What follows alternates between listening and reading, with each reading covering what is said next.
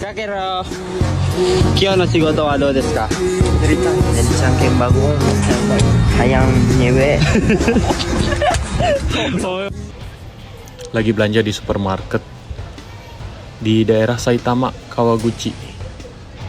Nemu spot dengan bahasa Indonesia. Apakah karena populasi orang Indonesia mulai diperhitungkan di Jepang?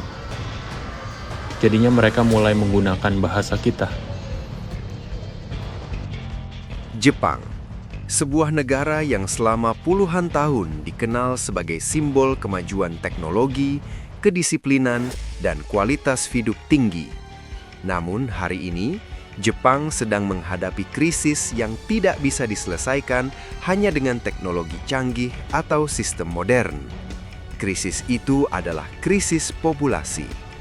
Bayangkan sebuah kota besar yang biasanya ramai, kini terasa sunyi.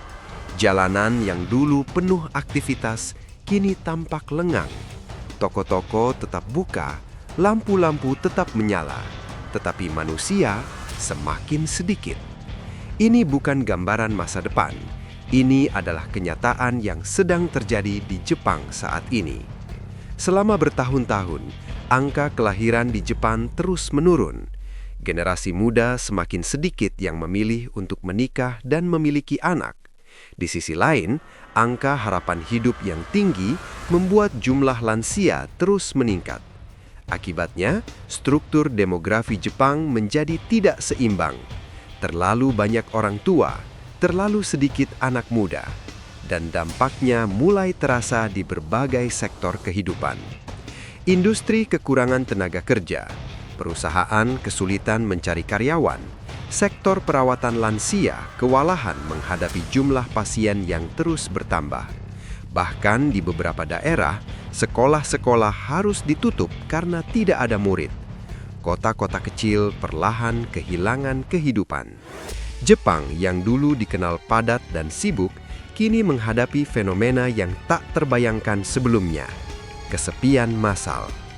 Di tengah situasi yang semakin kritis ini, Jepang mulai mencari solusi. Dan salah satu jawaban yang muncul datang dari luar negeri.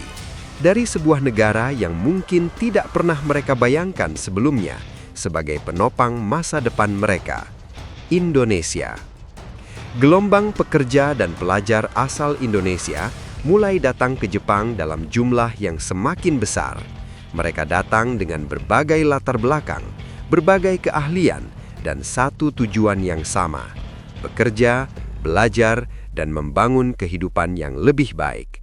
Namun siapa sangka, kehadiran mereka ternyata membawa dampak yang jauh lebih besar dari sekedar memenuhi kebutuhan tenaga kerja. Orang Indonesia kini mengisi berbagai sektor vital di Jepang. Mereka bekerja di pabrik-pabrik, membantu menjaga produksi tetap berjalan. Mereka turun ke ladang mengisi sektor pertanian yang mulai ditinggalkan generasi muda Jepang. Mereka bekerja di restoran, hotel, dan berbagai industri jasa lainnya. Dan yang paling penting, mereka hadir di sektor perawatan lansia, merawat generasi tua Jepang dengan penuh kesabaran dan empati. Namun kontribusi mereka tidak berhenti di situ. Banyak dari mereka yang tidak hanya bekerja sementara, tetapi memilih untuk menetap. Mereka membangun keluarga, memiliki anak, dan menjadi bagian dari masyarakat Jepang. Perlahan tapi pasti, mereka membantu menghidupkan kembali roda kehidupan yang sempat melambat. Media di Jepang mulai menyadari hal ini.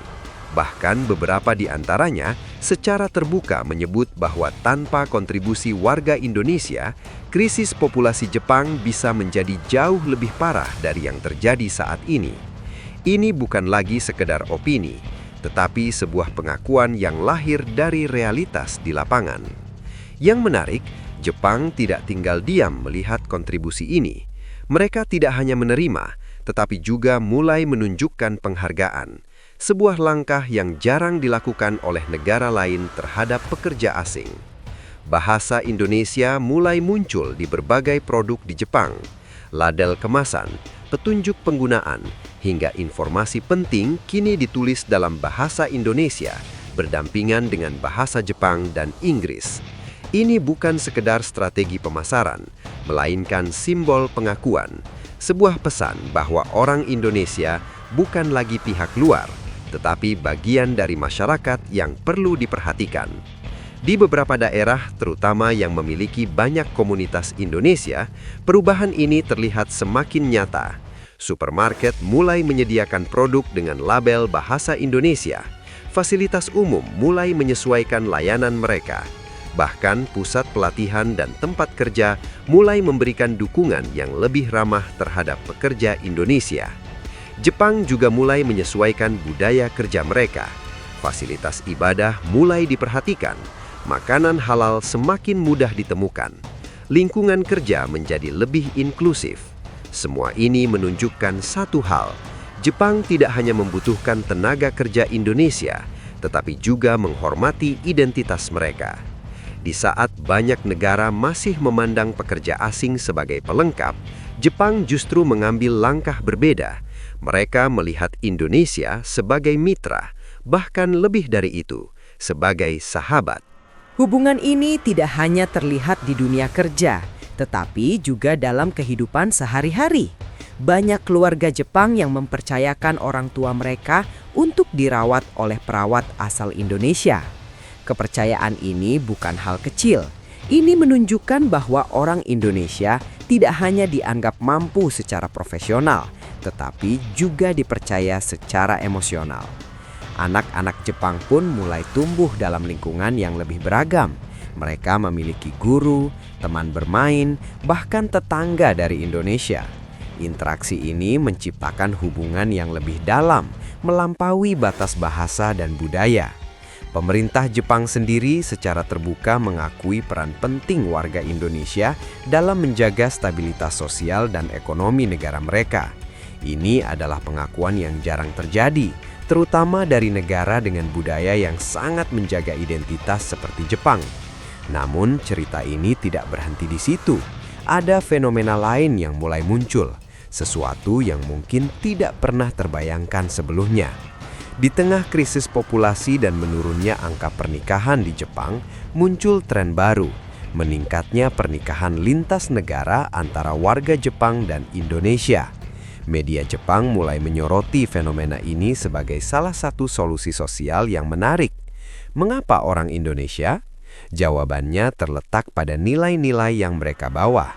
Orang Indonesia dikenal memiliki ikatan keluarga yang kuat. Mereka menjunjung tinggi kebersamaan, menghormati orang tua, dan memiliki komitmen tinggi dalam membangun rumah tangga. Di saat banyak anak muda Jepang memilih hidup sendiri dan menghindari pernikahan, orang Indonesia justru datang dengan perspektif yang berbeda. Para pakar sosial di Jepang mulai melihat hal ini sebagai sesuatu yang positif. Mereka menilai bahwa pasangan dari Indonesia mampu membawa keseimbangan emosional dalam kehidupan rumah tangga.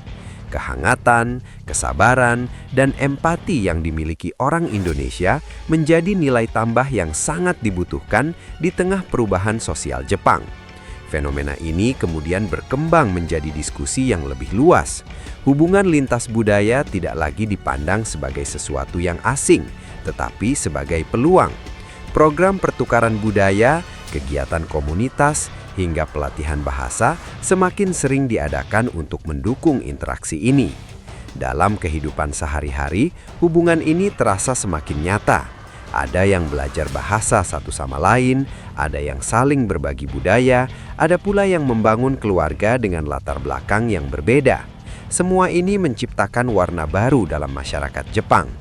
Cerita-cerita kecil pun mulai bermunculan tentang seseorang yang belajar bahasa daerah Indonesia, tentang interaksi hangat di dalam keluarga, tentang pengalaman tinggal bersama dan memahami budaya satu sama lain. Hal-hal sederhana tetapi memiliki makna yang dalam. Semua ini menunjukkan bahwa hubungan antara Jepang dan Indonesia telah berkembang jauh melampaui sekadar kerjasama ekonomi. Ini adalah hubungan yang dibangun atas kepercayaan, penghargaan, dan kebutuhan yang saling melengkapi. Hari ini, Jepang tidak lagi sekadar menerima orang Indonesia sebagai tenaga kerja. Mereka melihatnya sebagai bagian dari masa depan. sebagai solusi atas krisis yang mereka hadapi, dan yang lebih penting, sebagai sahabat. Kisah ini menjadi bukti bahwa kontribusi nyata tidak pernah diabaikan, bahwa kerja keras, ketulusan, dan nilai-nilai yang dibawa oleh seseorang dapat menciptakan perubahan yang besar, bahkan di negara yang sangat berbeda sekalipun. Di saat dunia masih sibuk membicarakan batas, perbedaan, dan identitas, Jepang dan Indonesia justru menunjukkan sesuatu yang berbeda. Mereka membangun hubungan yang didasarkan pada saling percaya dan saling menghargai. Dan mungkin inilah pelajaran terbesar dari cerita ini, bahwa di tengah segala perbedaan selalu ada ruang untuk saling memahami, bahwa sebuah bangsa tidak dinilai dari asalnya, tetapi dari kontribusinya.